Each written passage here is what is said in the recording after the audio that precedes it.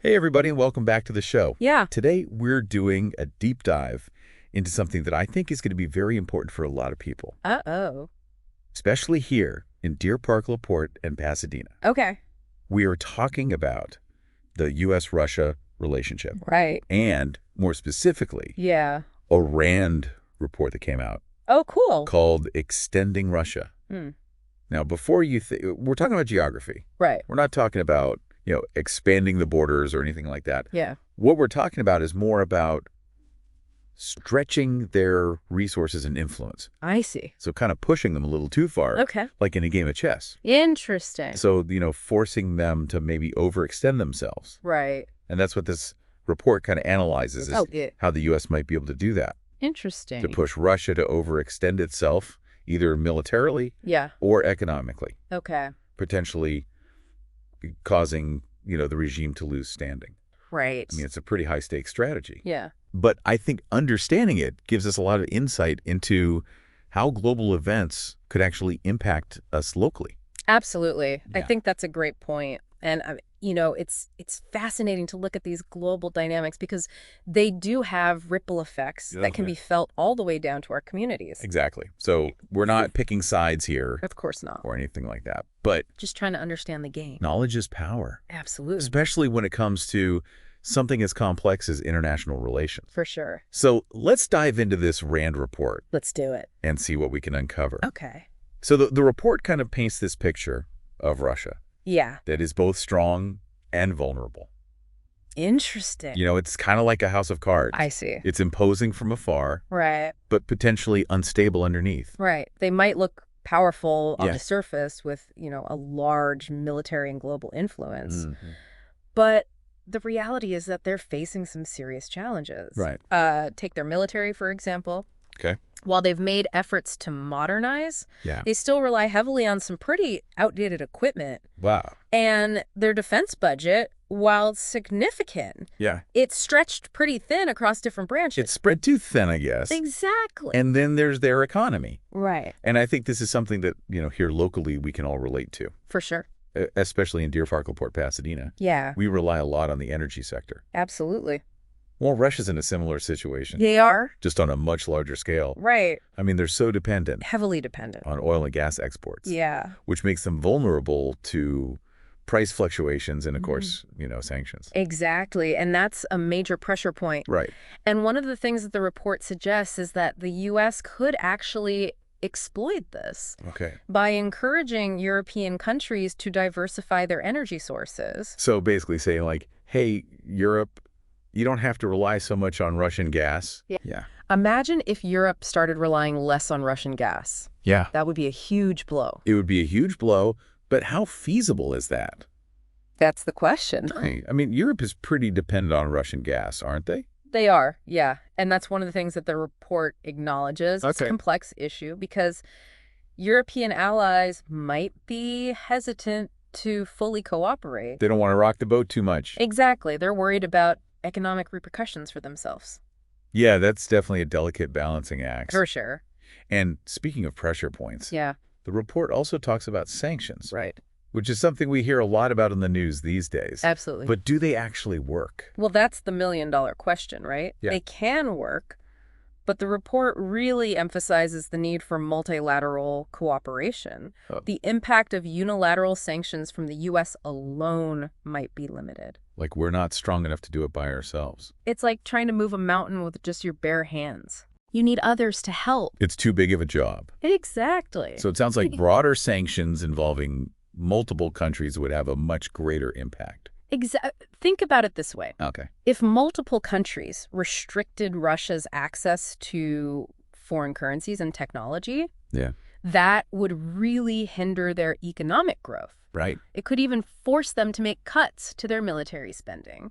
So it's a way to really kind of like Squeeze them. tie their hands. Exactly. It would definitely send a message. Okay. But it's not just about sanctions and energy. What else is there? The report also dives into this concept of brain drain. Brain drain. Yeah. Have you heard of that? I've heard of it. I don't know a ton about it. Basically, what's happening is more and more young Russians Yeah. are seeking education and opportunities abroad. They're leaving Russia. They're leaving Russia, exactly. Wow. And the report explores whether this could be leveraged to the U.S.'s advantage. So we could capitalize on that. Potentially, yeah. Okay. I mean, it's a fascinating thought. So basically, like attracting talented Russians to the U.S. Exactly. through things like targeted immigration programs. Yeah, exactly. Okay. So, bringing in these bright minds Yeah.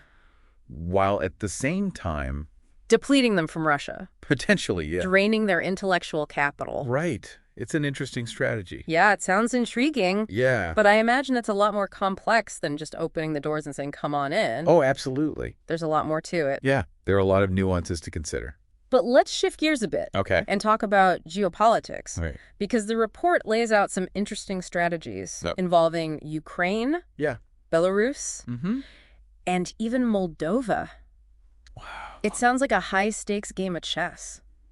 It really is. And, Yeah. we have to remember that each move Right. on this geopolitical chessboard Yeah. has the potential to impact the global landscape. Right. Which could eventually trickle down to our own community. Exactly. So, for instance, Mhm. the report suggests increasing U.S. military aid to Ukraine. Yeah. The idea being that this would raise the costs for Russia's involvement in the conflict Mm-hmm. and potentially deter further aggression. So making it more expensive for them to be there. Exactly. Okay. But, of course, it's a risky move. How so? Well, because it could also escalate the conflict. I see. It's a delicate balance. Yeah. Walking that tightrope between deterrence and escalation. Right. The report also mentions promoting regime change in Belarus, Okay. leveraging recent protests against Lukashenko's rule. So basically like trying to get rid of Lukashenko, Yeah. essentially, and put somebody else in. Exactly. More friendly to the West, Okay. and a democratic Belarus would certainly weaken Russia's influence in the region. Yeah. But again, There's a but. there's always a but, right? Yeah. It's a risky proposition. How is it? Because attempting to orchestrate regime change from the outside Right. could backfire spectacularly. Yeah. It could destabilize the region and provoke a harsh response from Russia. Right. So it's a reminder that these geopolitical maneuvers are not to be taken lightly. No, they're very delicate. They are very delicate. And then Moldova. Moldova, oh boy. That sounds like a potential powder keg. It is a very complex situation. Yeah.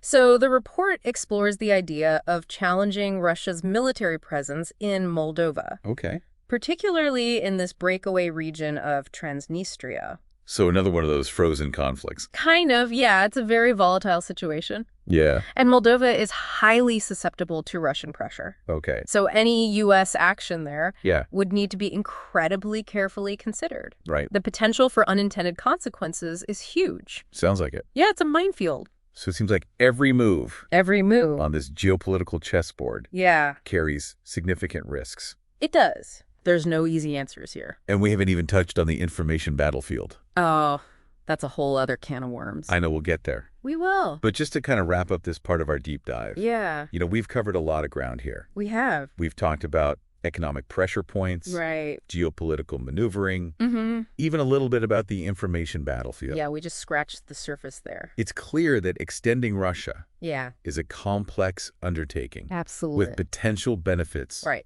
and risks. for sure. But before we wrap up this part of our deep dive, Okay. we need to explore two more areas outlined in the report, Oh, right. which are air and space Okay. and land and multi-domain systems. Interesting. These are areas where Russia is particularly sensitive I see. and where strategic competition could have major implications for global security. Absolutely. So join us next time Looking forward to it. as we continue to explore how these strategies could play out Yeah. and what they might mean for us Right here at home. right here in Southeast Houston. Exactly. All right, see you next time. Welcome back. Last time, we really kind of laid bare some of Russia's key vulnerabilities. Now, let's shift our focus to the skies and beyond. Okay. Because the RAND report suggests that air and space are areas where the U.S. could exert significant pressure on Russia. Okay, but how exactly do you extend a country in space? Right. It's not like we're talking about claiming territory on the moon or something. No, not quite. It's more about leveraging technological advancements to force Russia into a costly game of catch-up. Okay. They view their air and space capabilities as a source of national pride and a symbol of their technological prowess. So the U.S. could exploit this by strategically investing in areas that challenge Russia's dominance. So what kind of investments are we talking about here? Well, the report specifically points to advanced air and missile defense systems. Okay. Imagine a scenario where the U.S. develops a system so sophisticated, so impenetrable, that Russia feels compelled to pour billions into countering it. Right. That's a form of extending Russia by forcing them to divert resources and potentially overextend themselves financially. So it's kind of like an arms race, but instead of just stockpiling weapons, we're aiming for technological superiority that forces them to react. Exactly. Got it. And this same principle applies to space. A renewed space race, fueled by strategic U.S. investment, could force Russia to struggle just to maintain its existing space program. Right, because space exploration is incredibly expensive. It is incredibly expensive. And if Russia is forced to pour more and more resources into simply keeping up, it could strain their budget and limit their options in other areas. That makes sense, but wouldn't this also be incredibly expensive for the U.S.? I mean, developing these cutting-edge technologies can't be cheap. Yeah, there's no denying the cost would be substantial. But the report argues that the potential payoff extending Russia to the point of strategic strain could be worth the investment. So it's all about making calculated decisions and prioritizing long-term strategic goals. Exactly. Okay, so we've talked about air and space. What about land-based strategies? The report mentioned something called multi-domain systems. What exactly does that mean? Yeah, that's kind of a fancy way of saying that we need to think about defense in a more holistic way. Instead of just focusing on land, air, or sea individually, we need to integrate them all, along with space and cyber capabilities. Think of it as a seamless web of defense, where all these domains work together to create a more formidable and resilient force. Okay, I think I'm starting to get the picture. But how does this multi-domain approach tie into the idea of extending Russia? Well, one way is by bolstering NATO's presence in Europe. Now, this doesn't necessarily mean deploying a massive number of troops. It's more about increasing the readiness and capability of existing forces, making them a more credible deterrent to any potential Russian aggression. So it's about sending a clear message that NATO is prepared to defend its members, Right. and that any aggression would be met with a swift and decisive response. But wouldn't that just escalate tensions with Russia? I mean, wouldn't they see this as a provocation? It's a delicate balance for sure. The report acknowledges this, but it also suggests that the U.S. could further signal NATO's resolve by conducting larger and more frequent military exercises near Russia's borders. I see. So it's kind of like a subtle show of force designed to get their attention and make them think twice about any aggressive actions. Exactly. The goal is to force Russia to respond in kind, potentially leading them to increase their own military spending, which should further strain their resources. It's about leveraging our capabilities to shape their behavior and limit their options. It's a strategic game of chess, for sure. But the report also mentions a more controversial option, reintroducing intermediate-range nuclear missiles to Europe.